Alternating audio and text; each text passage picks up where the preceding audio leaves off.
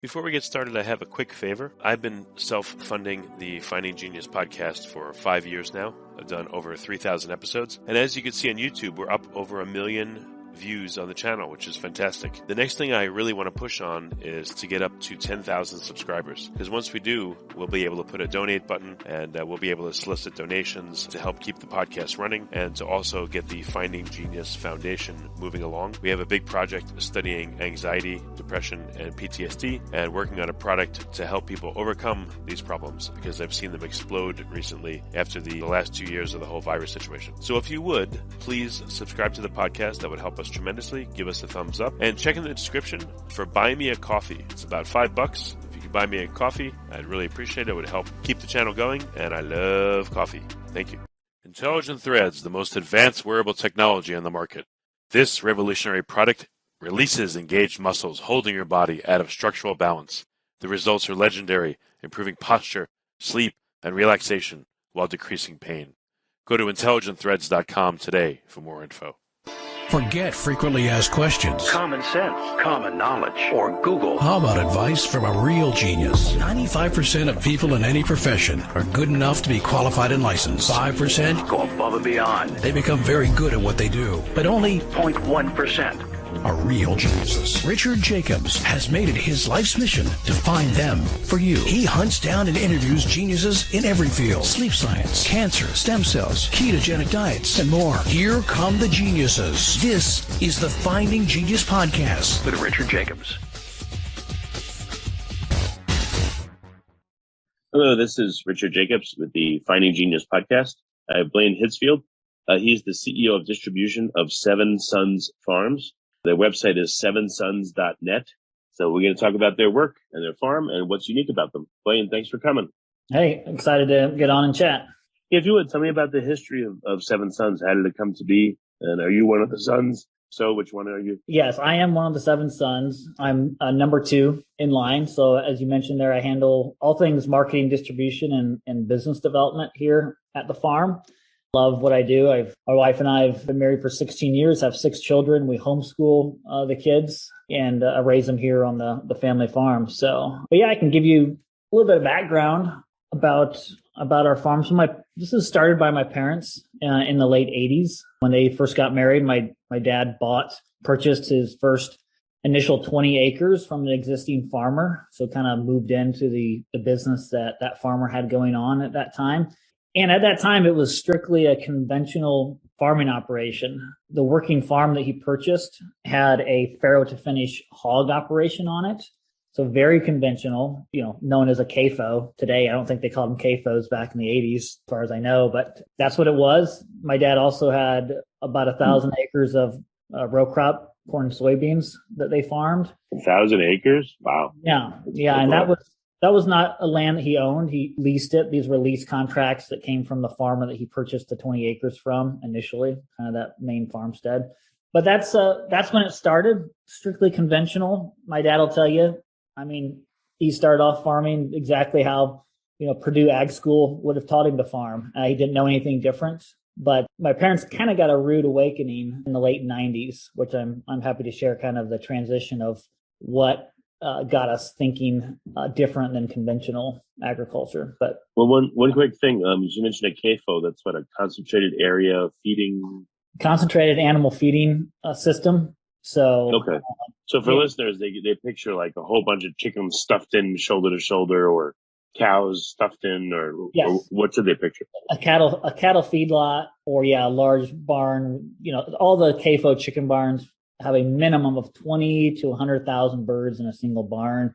Right. Most of them, most of those barns still don't have any outdoor access. Most eggs, when you talk about chickens in a CAFO, most of the eggs that are produced are still from caged hens that are, in cages, not even access to a barn floor. So in our case, we were raising hogs. So we would have, mama pigs, that would get stuffed into a crate where they can't turn around. All they can do is stand up and sit down. And that's where they had their litters. And then, the offspring of those, those mama pigs would then get raised in concrete floor barns with manure pits below them.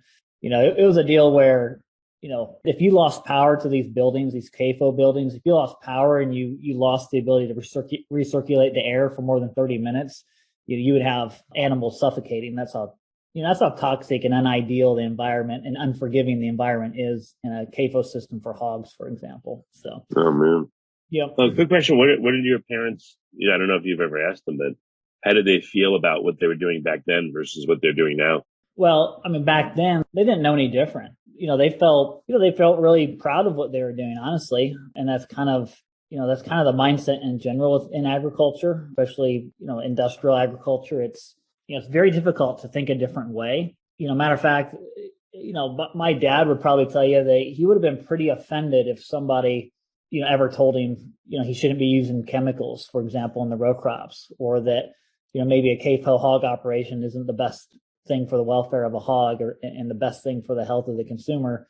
He probably really would have took offense to that. And that's just where we were at that point. It's kind of have to really change your beliefs to be open to new ideas. And that's definitely what happened for my parents. Okay. Well, what happened then? How did the transition begin? Was there an event or was it slowly over time? Yeah, the transition ultimately was slower over time, but the thinking changed pretty quickly.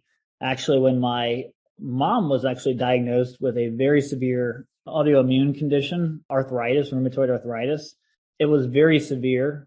The doctors told her that the rate in which the autoimmune disease was progressing, she could end up in a wheelchair. At that time, there was only 3 of us brothers, and doctors told her she wouldn't be able to have any more kids. And that within 5 years, she could end up being in a wheelchair. Because at this point, it was hard for her to even get out of bed to go to the bathroom. My dad would carry her to the bathroom. That was how bad the condition was. So it was, that's something that kind of rocks your world and makes you just, rethink everything. And so what had happened is my dad met a soil agronomist. His name is Ray Smith. He's from Indiana. And just in passing, my dad was mentioning my mom's health struggles. And Ray Smith was a very, very holistically minded soil agronomist. He knew so much about soil health, plant health, human health. Was really the first person my dad had ever met that really had such a holistic understanding of how agriculture, food production also affects, the health of people. And this guy was very smart. He actually studied under one of Albert Einstein's assistants, so had a lot of generational knowledge and genius passed down to him. But long story short, he was able to offer my mom nutrition advice, and she had a dramatic turnaround in her health just by following some very simple nutritional protocols that the soil agronomist suggested. And it had to do with balancing her pH, for one thing, was a real turnaround for her, and really adjusting her diet and some lifestyle changes. And my parents were so amazed at the turnaround that her health took that they really began to listen to the soil agronomist. And his principles that he taught is that all life begins in the soil, and it translates all the way to human life and human health. And the basis of industrial agriculture is it's propped up on using synthetic chemicals that create a chemical reaction in the soil to produce calories, but ultimately it's empty calories, because the real way to produce food is you want a biological reaction happening in the soil, a biological system that's making nutrients available to plants through the soil and through the natural mineral cycles, natural systems that are taking place in the soil. You need that life in the soil to truly release nutrients to plants and that animals consume, and that ultimately, if we're consuming those plants, we're consuming animals.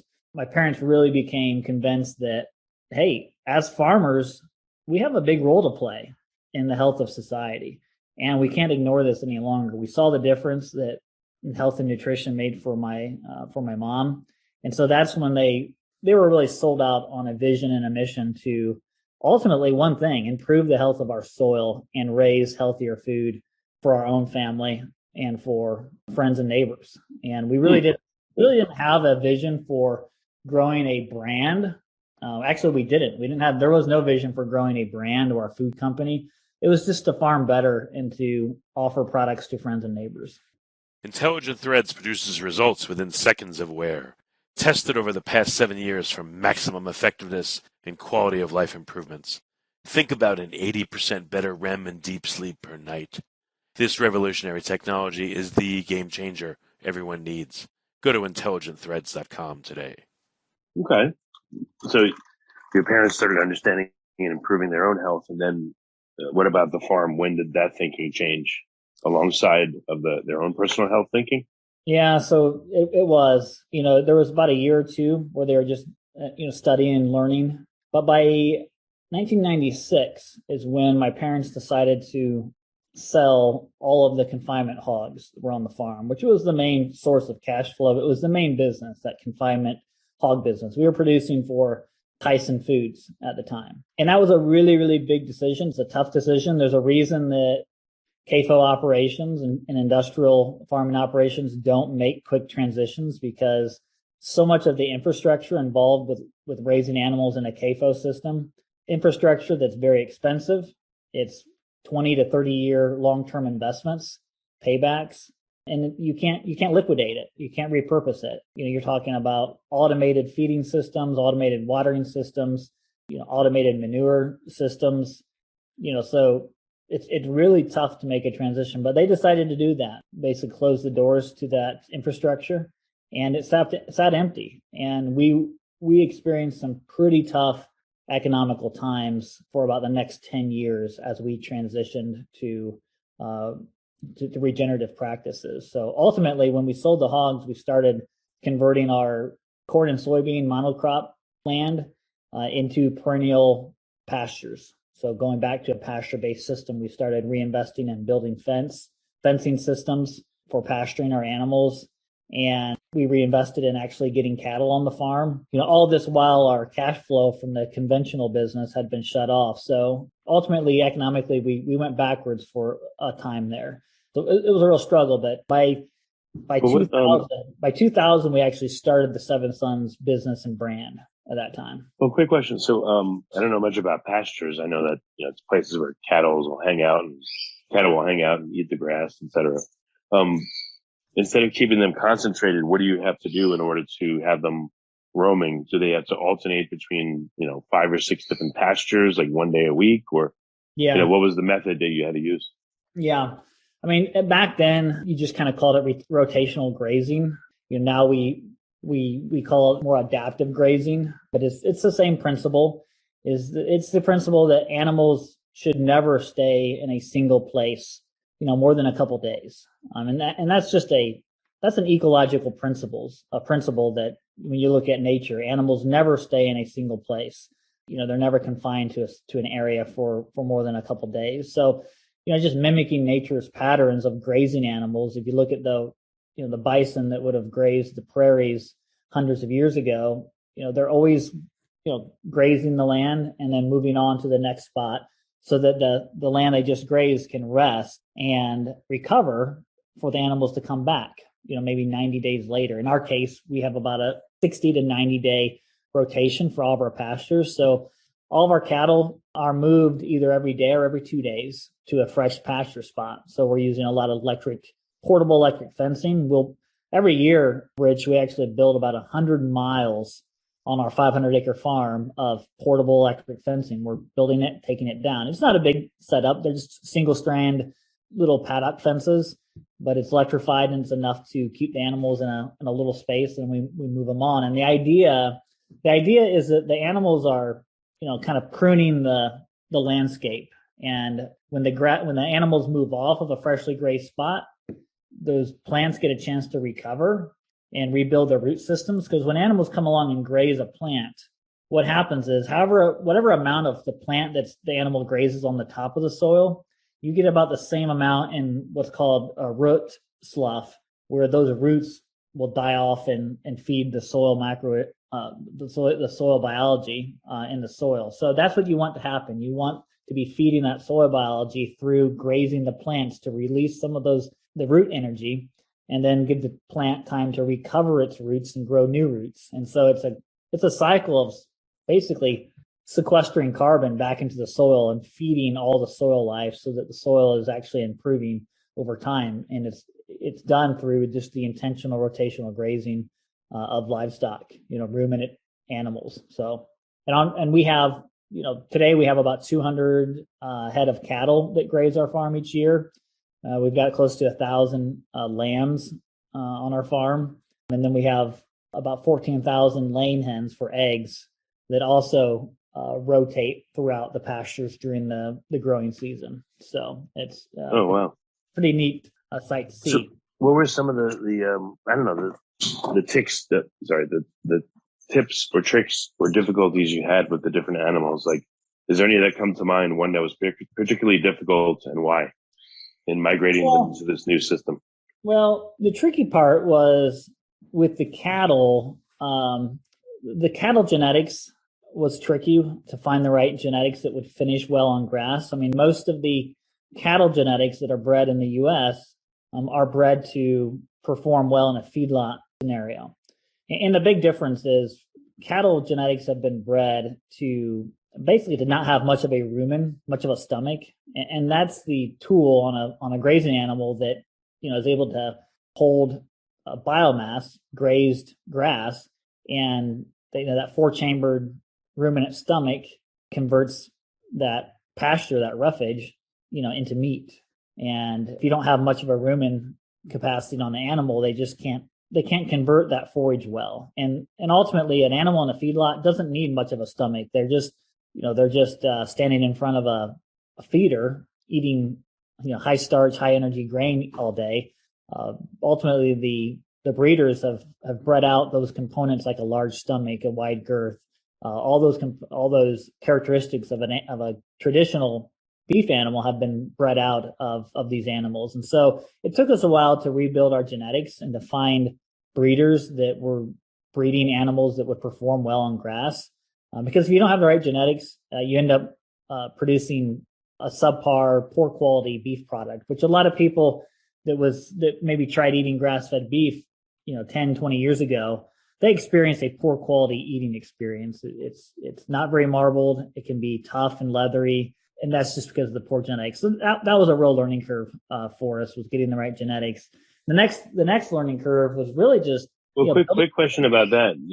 So was there no appreciable cattle that were kept, unbred and unmodified from many years before? Were they all transitioned over? Where there was so many transitioned over that you just couldn't find economically the ones you needed? Yeah, it was difficult. Luckily, there was still some heritage breeds that were out there that certain breeders were beginning to, were trying to make available to grass finishers like us. And so we did end up finding some. Today we use a lot of Murray Grey genetics. That's a old English breed that really hasn't been tampered with. There's 2 strains of Murray Grey. One strain has been tampered with quite a bit, and there's a heritage strain or line that hasn't been. And so we focused on some Murray Grey genetics. We also have found there are some Angus breeds, lines that have been preserved. So typically we stick to what's considered old English breeds, heritage breeds that have done a lot better on grass. And it's typically, when you look at the animal, it's a smaller animal. They're closer to the ground. They're wider. They're thicker. Where a feedlot animal is what they call pencil gutted. It's long. It's narrow. Tall legs. That's what most of the genetics here in the U.S. is for cattle. And they're just not efficient on grass at all. Well, if someone were to look at a picture of 2 different cows side by side, the grazers versus the feedlot ones, like how dramatic is the difference visually? I mean, you're going to see, the biggest thing you're going to see is the distance between the bottom of the stomach and the ground. A feedlot animal is just going to stand so much taller if you're looking at the side of the animal. You're also going to see on a feedlot animal, the difference in just looking at the legs of the animal. These are some of the characteristics we look at. You want a finer boned animal. So when you're looking at the side, look at the legs. It needs to be a finer bone. It's kind of a smaller leg, shorter to the ground. And then when you're looking face on at the animals, you definitely want a thicker animal. So, and a much wider gut. So like where the stomach begins to come out, like you're looking down the long end of an animal, you want to see a protruding stomach on each side. That means there's room and capacity. There's capacity to go forage and graze and convert that into energy. And you want to see a wide muzzle. So like on a feedlot animal, they haven't been bred to have a wide mouth or a wide muzzle. But that's the harvesting machine that these animals have when they're out there grazing. They need to have a wide muzzle. So those are characteristics we look for in the right genetics. Another one is disposition. You need to have a gentle, calmer animal. A high-strung, stressed-out animal is never going to do well on grass in a grazing system. Okay. And then what were some of the difficulties you had, let's say, with the hogs, or what was the next most difficult and why? Yeah, I would say next was kind of the laying hens, figuring out how to raise hens outdoor in a rotational system was difficult. I mean, one of the challenges was just predation, dealing with ground predation or aerial predators, eagles, hawks. You could come out one morning and, notice there's 30 or 40, hens that are gone. Predators got them overnight. We have coyotes and raccoons and minks in our area. And so predation was pretty difficult. Today we've got it a lot more refined. So we have electric netting that we actually put around each one of our flocks of hens. So we have hens in flocks of about anywhere from 3,000 to 6,000 hens in a single flock. So we'll surround those flocks with electric netting, and that electric netting has to be moved every day. But that keeps the ground predators, at bay. And then we also have Great Pyrenees guard dogs that will patrol the areas that are fenced in. And that really helps as well. And that seems to really help with aerial predation, because when we have the hens in a fenced in netted area, their flock density, they're close enough together that it tends to intimidate aerial predators from wanting to swoop in. An aerial predator wants to swoop in and grab a hen that's, that's ventured far off from the main group, where you just don't have that if you're surrounding the birds with netting. But the hard part of that is you have to move the netting every day. But when we're combining 3,000 to 6,000 hens in a single flock, it may take a half hour to move the netting each day, but that's not bad when you're considering you're moving 3,000 to 6,000 laying hens. So, how do that many hens get along? I mean, are there any roosters amidst them? No. Does a rooster care for X number of hens? Nope, we don't need roosters because we're not harvesting any fertilized eggs. We're not doing any of our own hatching, so no roosters in our case needed. The hens do well together. The smaller the flock, the better. That's why we'll run a lot of 3,000 bird flocks instead of 6,000 bird flocks. Just the community dynamics, the competition, the pecking order is reduced, smaller flocks. But one key is that we always keep the same age hens in the same flock. That really reduces the pecking order and really reduces stress and some of the stressful community dynamics you would get if you had multiple ages in a single group. So. Oh, the older hens dominate, and then do they starve out the younger hens, or what happens? Yeah. They establish a pecking order, and it's very hard to notice if you're just, walking out among the hens, but they have their own pecking order. They'll guard the feeders. They'll guard the watering spots. They'll guard the best roosting spots, and they'll peck on each other. I mean, it's literally a pecking order where if a certain hen gets too close and they're lower on the pecking order, they'll get pecked. I don't think science quite understands the dynamics of that animal behavior and what that pecking order is all about. But we just know smaller flock sizes does help in keeping the same age hens together. So another challenge, Rich, with the laying hens is that your main economical factor of whether or not a hen business is profitable on a farm is the lay rate. So how many eggs can you get from a hen each year? So the industrial CAFO barns will get easily 90% lay rates throughout the year. So that means out of the full year, one hen will lay an egg 90% of those days. So in pasture-based models, when I talk to other farms, and this was a struggle for us, a lot of other farms struggle and hover around the 50 to 60% lay rate. And that just makes it really, really hard to be economical. And there's just greater factors of out in the pasture, it's less of a controlled environment. Your lighting fluctuates. The environment is fluctuating as you move the birds. They're not in a controlled, heated, or cooled environment. So whatever the summer temperatures are doing, whatever the winter temperatures are doing, the hens are experiencing those climatic changes.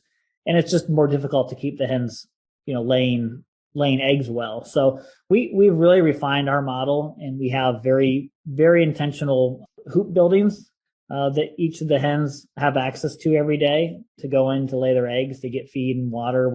We're very intentional about we actually have a solar lighting system in all of our chicken hoop buildings that the chickens go into at night. So we have controlled lighting systems for them out there on pasture. And so we're able to keep our lay rates up to 75 to 85% throughout the year. And that difference of, say, 80% versus 60%, that's most of your profit in a laying hen business. So that was a challenge to figure out how to get that lay rate up. So what did the farm look like, let's say, in the beginning, and what does it look like today? Like, what are some of the major changes you made?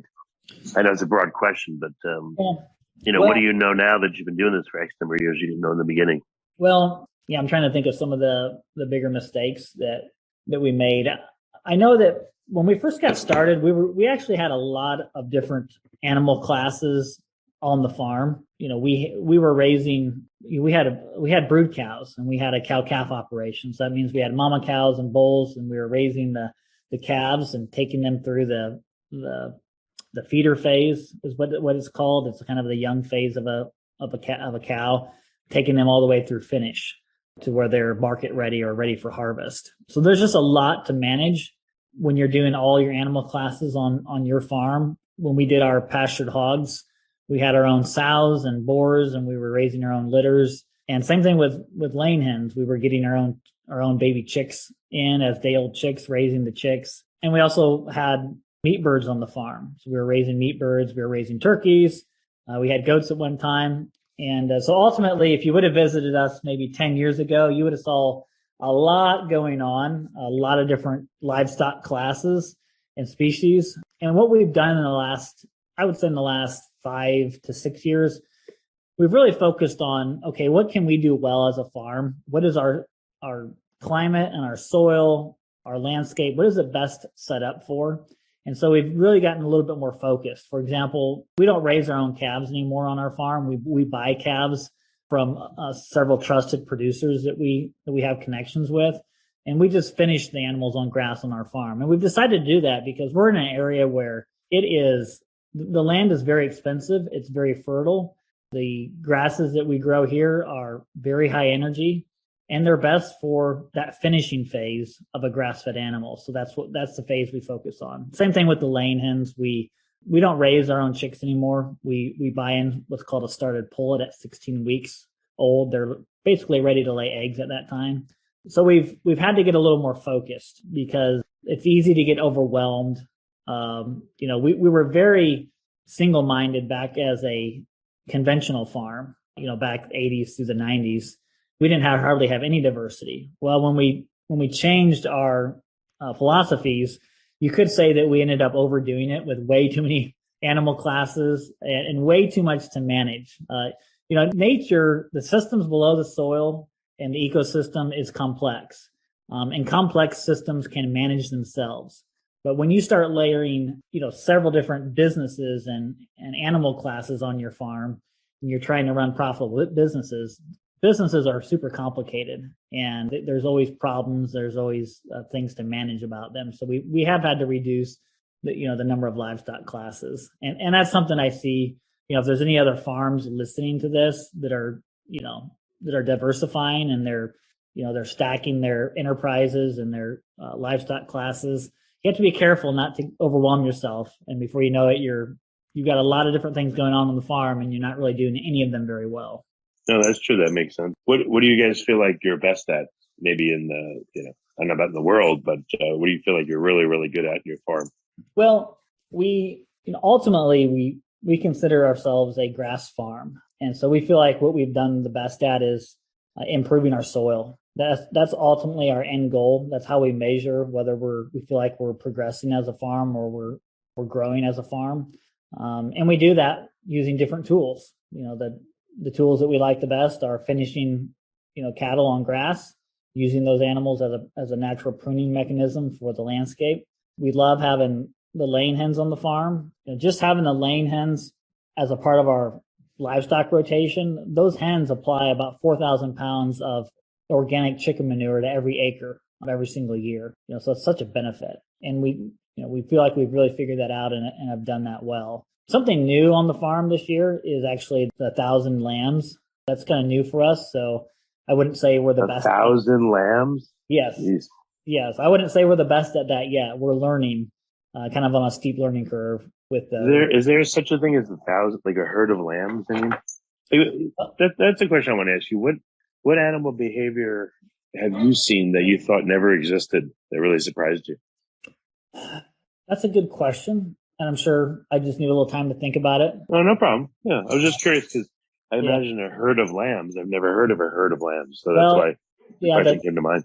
Yeah, it's a flock. Actually, it's a flock of lambs. But yeah, the lambs we just got in this year, they're not adapted to our environment or our land and landscape yet. So what we're looking forward to is these lambs that we got in, the ewe lambs, they had babies this year, and we think that the next year's offspring will be so much more adapted to our environment. Just talk about animal behavior, just adapting to individual farms environment is really critical, to see animals do well. But, the other thing that we really focus on, Rich, is we really focus on building trusting relationships with consumers. I mean, we feel like we feel really called to do that. And that's just a big focus of what our operation is. It's reaching out to the community and being transparent to our customers. And, we understand that when customers buy from our farm and they buy the Seven Sons brand, the reason they're buying from us is because they lost trust in where they were buying food before. And so we take that trust really serious.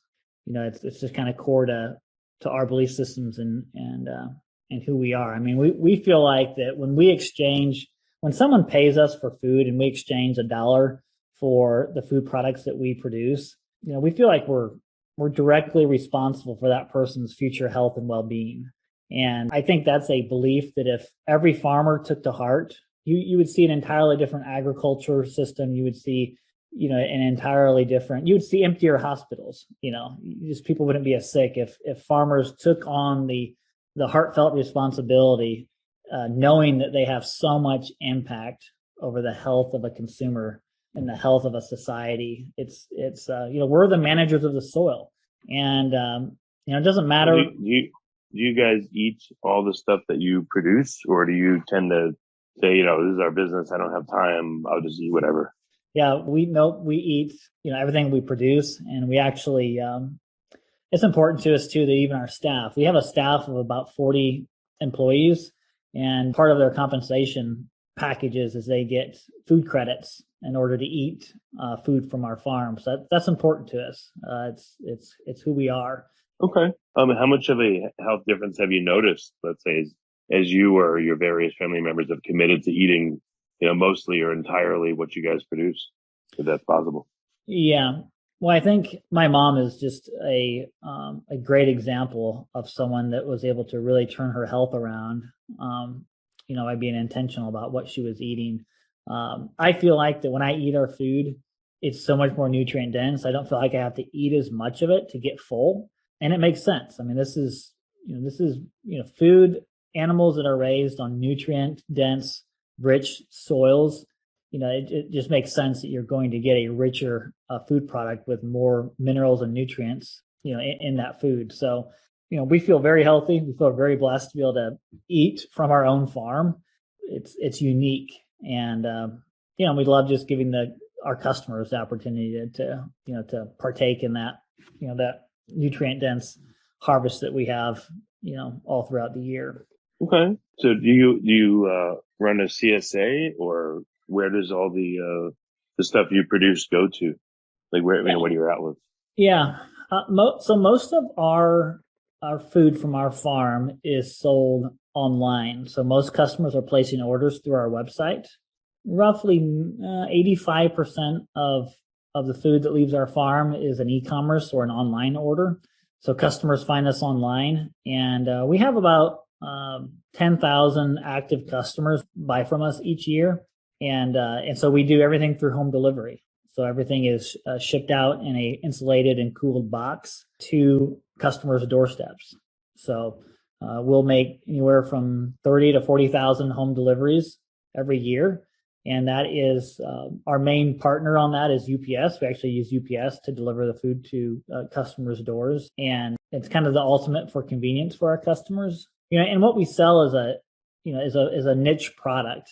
And so the internet is a great place to connect with, those niche consumers that appreciate what we do and value what we do. So we're primarily internet based. We also have a on-farm store. So right here on the farm, you can visit. It's open 6 days a week, Monday through Saturday. And we always invite our customers, no matter where they're buying from us from, we always invite customers to come out to the farm and visit the store. In the summer, we do wagon tours, pretty in-depth wagon tours where we take groups of folks, on a 2-hour trek through the farm. And we stop and we show them a soil health demonstration. So we teach them what healthy soil looks like. And so it's a little bit of an on-farm workshop when we do those wagon tours. And then each year, we also do what we call a farm festival. And we'll get anywhere from 1,500 to 2,500 folks that come out to the farm on a single day. And it's more of a fun party on the farm. We have straw maize and food, live music, wagon tours. But it's a real fun event. Every fall we do that. So. Well, very cool. What area do you serve? Where do people have to live in order to get your products? Do you ship some of them nationwide, or is it just locally?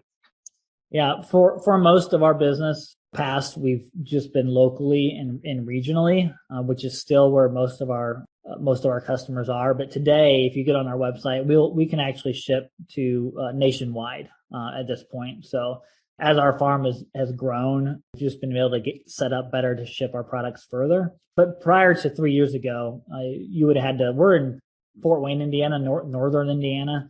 For a while, we only delivered to the Indiana area, Chicago, folks that were within a 3 to 4 hour radius of us. But now you can get it nationwide, and all the orders are packed up here at the farm, and we get them on a UPS truck several days a week, and everything's delivered that way now. Well, very good. What's the best way for people to find out more about your products and your farm? Where can they go? Yep, sevensuns.net. That's the hub of everything. You can learn about our practices there. Another great place to search us would be on YouTube, Seven Sons Farms on YouTube. We have, I think, over 100 YouTube videos and several million views. There's a lot of great content on there, videos that show our customers exactly how we raise animals. And it's a great place to learn more about how we do that. And of course, we're on most of the social media platforms as well, sharing just content about our farm. Excellent. Well, Blaine, thank you so much for coming on the podcast. I really appreciate it. Yeah. Yep. Thank you, Rich. Appreciate the opportunity. Intelligent Threads is like no other product on the market. True next-level biotechnology to help fix root cause issues associated with your body's structure.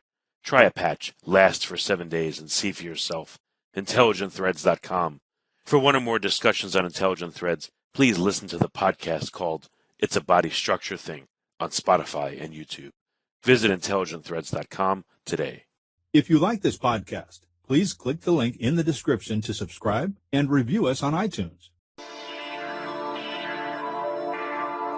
You've been listening to the Finding Genius podcast with Richard Jacobs. If you like what you hear, be sure to review and subscribe to the Finding Genius podcast on iTunes or wherever you listen to podcasts. And want to be smarter than everybody else? Become a premium member at findinggeniuspodcast.com. This podcast is for information only. No advice of any kind is being given. Any action you take or don't take as a result of listening is your sole responsibility. Consult professionals when advice is needed.